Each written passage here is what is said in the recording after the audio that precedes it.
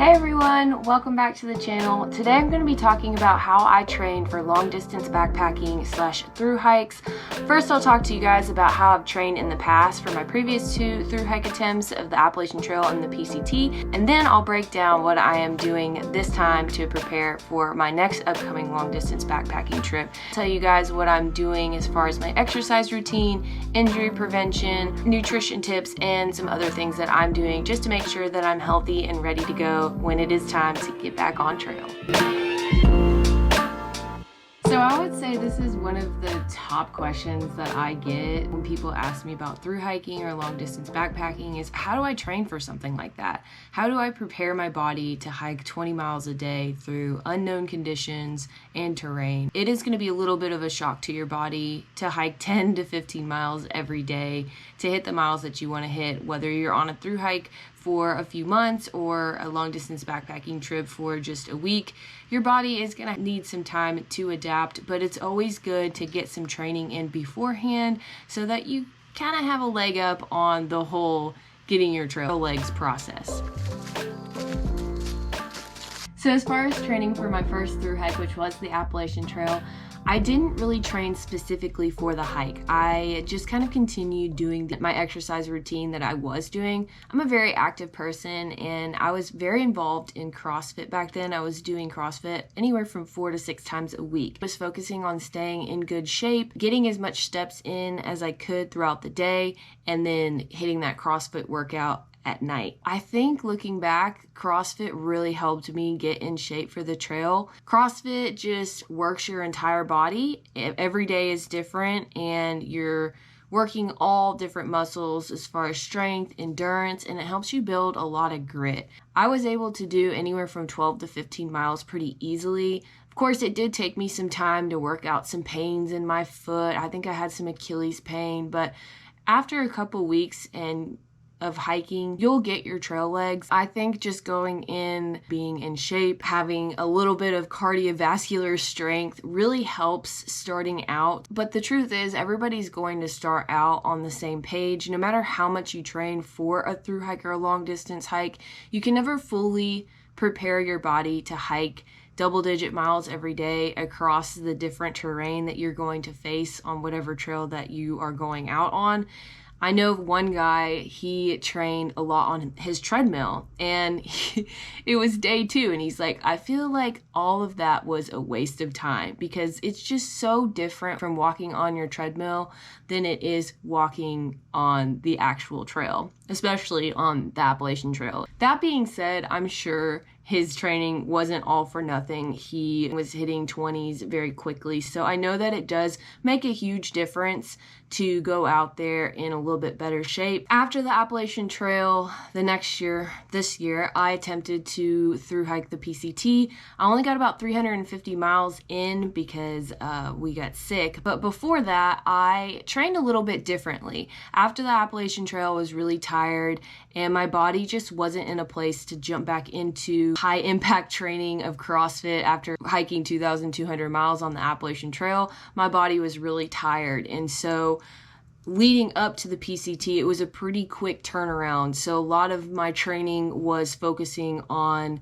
recovering, but also training for the next hike. I really just focused on getting a lot of steps in every day. I did a ton of walking. I did a ton of stretching. And I think taking that different angle for training really did help me, especially with the circumstances of my body already kind of being a little beaten down from the Appalachian Trail. Kind of switching my training mindset from lifting super heavy weights like I was doing in CrossFit to just getting steps in every day was a good shift and something that I've kind of adopted because that's really what you're doing. You're on your feet all day, stepping, walking. And so a good way to train for that is to obviously get your steps in at home and spend that time on your feet because that's what's really going to take a beating when you get on trail for those of y'all who aren't used to being on your feet for 7, 8, 12 hours a day. So even if you're just doing low impact walking around your neighborhood or on a treadmill, I think it can really benefit you when you get on trail. But before the PCT, I was trying to get in 2 to 5 miles every single day. I would walk around my neighborhood. Of course, I would hike trails when I got the chance to do that. And then I was also walking the track at my local gym, and I would wear a weighted vest that I got off of Amazon, and it weighs about 30 pounds. So it kind of put that weight on my back without having to carry around my backpack and look like a weirdo. But the weight vest really helped to train me to carry that extra weight. I also like change it up a little bit when I'm using the weight vest. So sometimes I would go to the gym and get on the Stairmaster. That's such a great way to train for a trail because you're just climbing stairs, just like you're gonna be climbing those mountains, right? So I would put my weight vest on and do about 30 minutes on there. Or another good option is to get on the treadmill and put it on max incline and walk for a little while and just change the incline ever so often. I got the 30-pound weight vest because even though my pack was a little bit lighter than that, I knew for the PCT I would be doing longer food and water carries, so I wanted to be able and ready to carry that weight on my back if I needed to. And I would say out of the gate with the PCT, we were doing 18-mile days by the second week pretty easily, and I think we would have just kept going from there had we not gotten sick and got completely thrown off course. As for my training right now, I'm currently training for a long distance hike that I'll be starting in January. I gotta say, I'm not really doing anything completely different, but I will say that my mindset is more focused on getting steps in every day. After getting off the PCT, I was very, very tired for a long time after I got sick.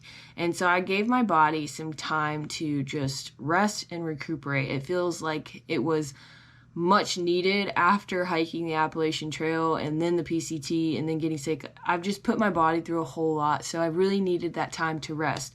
But once I started getting my energy back, I started going to the gym again and lifting. I've really gotten into running a lot recently, so I've been running pretty consistently for the past 2 months and I've enjoyed it. It's kind of my new form of exercise training that I've gotten into, and I feel like it's helped me to get in really good cardiovascular shape. My legs feel very strong. I'm gonna be able to go out and get those miles easier off the bat just because my legs are trained to do so. As far as distance wise, I've been running anywhere from like 2 to 4 miles every day. In between, I'll do maybe the elliptical, the Stairmaster, or the treadmill, just to get that time on my feet. I like to keep my body guessing and try to give myself as many different variations as I can just to diversify my training. As far as where I run, walk, I like to split it up with some pavement running. The trail that I'm going to hike has a lot of road walks on it, so I've really been trying to prepare my joints and my feet for that. So most of the runs that I do are on pavement, but of course I try to get out and hike every opportunity that I can just to get used to that terrain. Of course, the terrain's going to be a lot different on the trail I'm going to be hiking compared to the terrain here, but it's good to give your feet that variety, that uneven ground surface, and that elevation, just so that you're prepared for what's to come. Some great treadmill work that I like to do is, like I mentioned earlier, doing an incline walk. So yesterday I set the incline to max and I walked at 2.5 speed. And I did that for about 10 minutes. I have a heart rate monitor. This is a Fitbit Inspire. And so I wanted my heart rate to be in the cardio range, which is about 60 to 65% of my max heart rate. I would stay in that heart rate for about 10 minutes and then put the incline back down a little bit lower, around a 7, and up the speed to like a 3.5 to where I'm speed walking. Still keeping my heart rate around that 60%, but also giving my body different variations of walking fast at a lower incline and then walking briskly at a higher incline.